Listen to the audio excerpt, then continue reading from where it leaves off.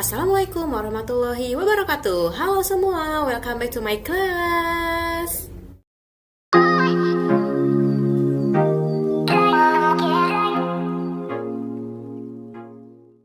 Oke, sekarang kita akan belajar tentang energi alternatif, masih di tema 4B tentang selalu berhemat energi.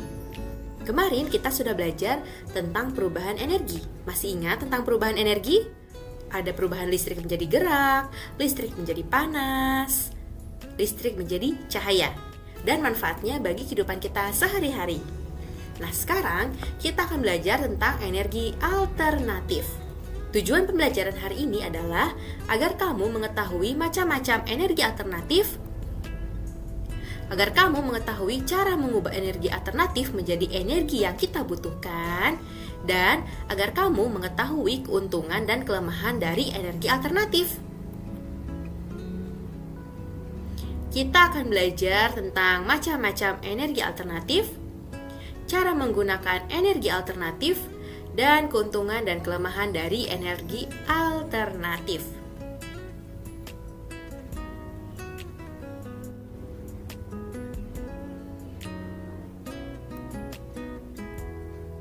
Sebagian besar energi yang kita gunakan berasal dari bahan bakar minyak bumi dan batu bara.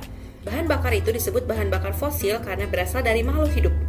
Bahan bakar fosil jumlahnya terbatas dan tidak dapat diperbaharui, sedangkan kebutuhan manusia akan energi semakin meningkat.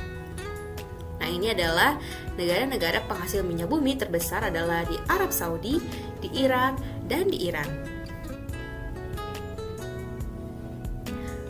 Ketika tahun 2020 sekarang, keberadaan minyak bumi mulai menipis. Tahun 2040 diperkirakan minyak bumi masih bertahan walau tinggal sedikit. Dan tahun 2060 minyak bumi akan habis. Bagaimana jika minyak bumi ini habis? Ada yang tahu apa yang akan terjadi? Ayo kita lihat dulu videonya. Check it out. Hingga kini, minyak masih menjadi kebutuhan utama bagi kita untuk digunakan dalam kehidupan sehari-hari. Dan juga hingga kini, ia dapat menjadi berkah dan sekaligus menjadi sumber konflik dimanapun ia berada. Tapi apakah minyak di dunia ini yang kita gunakan sehari-hari tersebut akan habis? Jika iya, kapan itu akan terjadi? Satu analisis mengatakan bahwa kita telah melewati puncak produksi minyak di dunia pada tahun 2008 lalu. Diperkirakan produksi minyak di dunia akan terus menurun setelah tahun 2008 tersebut dan hanya akan mampu memenuhi kebutuhan kita untuk 40 hingga 50 tahun ke depan saja. Prediksi ini juga sudah memperhitungkan kemampuan produksi negara-negara dengan cadangan minyak besar seperti Arab Saudi, Irak, Uni Emirat Arab, Kuwait, dan Iran. Analisis lain mengatakan kalau produksi minyak di dunia tidak akan pernah habis dalam puluhan hingga ratusan tahun ke depan.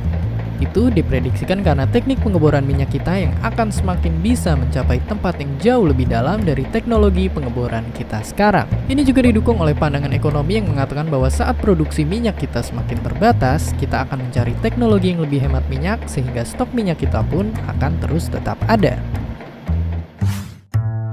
Tetapi terlepas dari itu semua, keperluan menggantikan minyak dengan energi lain yang lebih bersih dan dapat diperbaharui merupakan sesuatu yang mendesak bagi kita. Ini berawal dari keinginan kita untuk mengurangi pencemaran lingkungan hingga ketergantungan kita pada negara lain. Tapi ini jelas tidaklah mudah karena semua aspek kehidupan kita telah menggunakan minyak sebagai sumber energinya, dan tentunya akan sangat sulit untuk menggantikannya dengan energi lain dalam waktu yang singkat. Ya, sekalipun kita tahu bahwa kita pun harus menghemat penggunaan minyak kita sekarang dan berganti ke energi lainnya, tetapi mungkin sementara ini kita bisa mencontoh tukang bakso daerah rumah kita yang terus bisa berkeliling tanpa menggunakan minyak. Dan seperti biasa, terima kasih. Hi, thanks for stopping by our video. Don't forget to comment, like, and subscribe. Oke, bagaimana tadi videonya? Sudah ditonton? Karena keterbatasan minyak bumi dan batu bara sebagai sumber energi kita, oleh sebab itu, kita harus sudah mulai menggunakan energi alternatif atau energi yang lainnya. Bisa dari sumber energi yang dapat diperbaharui seperti hewan dan tumbuhan, dan dari sumber energi kekal seperti matahari, angin, dan air. Ayo kita bahas satu persatu, check it out. Pertama, sumber energi alternatif. Macamnya ada yang dapat diperbaharui seperti hewan dan tumbuhan, ada yang kekal seperti matahari, air, dan angin. Macam-macam energi alternatif. Ada apa saja? Matahari, ada angin, lalu ada aliran air, kemudian ada panas bumi atau geotermal, ada dari tumbuhan seperti buah jarak, singkong, dan umbi-umbian, lalu dari limbah organik seperti kotoran hewan dan sampah rumah tangga. Kita bahas satu persatu ya. Pertama, matahari. Matahari adalah sumber energi panas dan energi cahaya yang tidak akan pernah habis. Tumbuhan memanfaatkan energi cahaya untuk fotosintesis. Nah, oleh manusia dimanfaatkan untuk alat panel surya atau alat untuk menghasilkan listrik. Bagaimana cara mengubah energi matahari menjadi energi listrik? Nah, seperti ini ya caranya ya.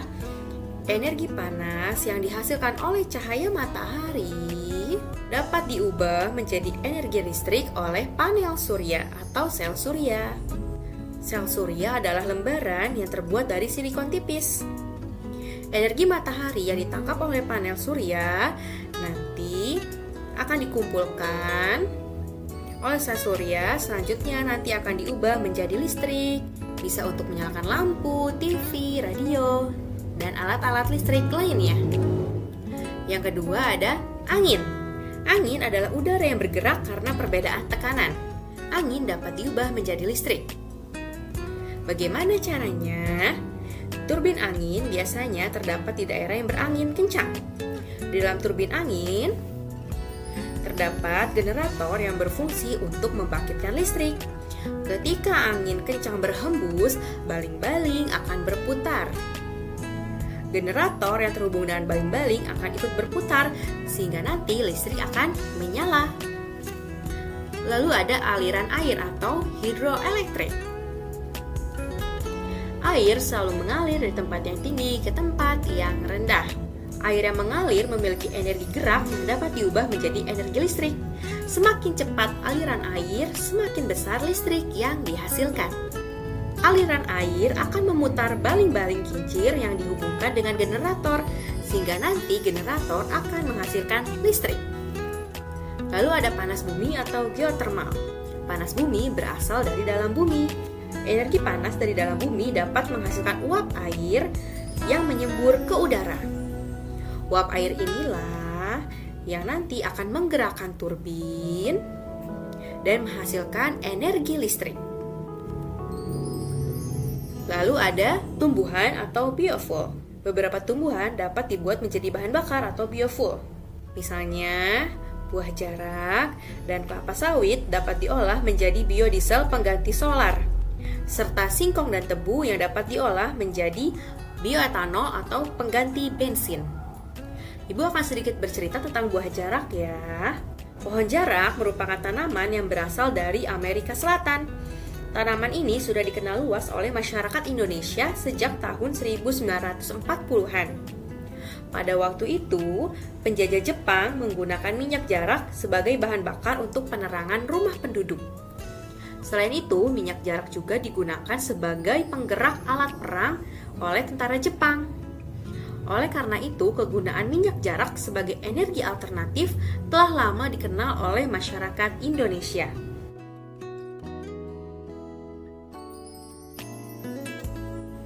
Ubi jalar tidak hanya bermanfaat bagi kesehatan, ubi jalar memiliki potensi sebagai sumber energi alternatif.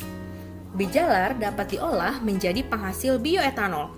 Bioetanol adalah bahan bakar yang berasal dari fermentasi tumbuh-tumbuhan. Selain ubi jalar, tumbuhan lain yang dapat diolah menjadi penghasil bioetanol adalah singkong, kentang, tebu, jagung, dan aren. Bioetanol memiliki banyak kelebihan dibandingkan bensin.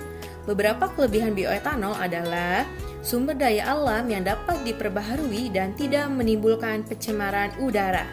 Oleh karena itu, bioetanol lebih ramah lingkungan. Bioetanol juga menjaga mesin kendaraan bermotor lebih awet dan lebih irit dari bahan bakar. Bagaimana, ada yang tertarik menggunakan bioetanol sebagai pengganti minyak bumi?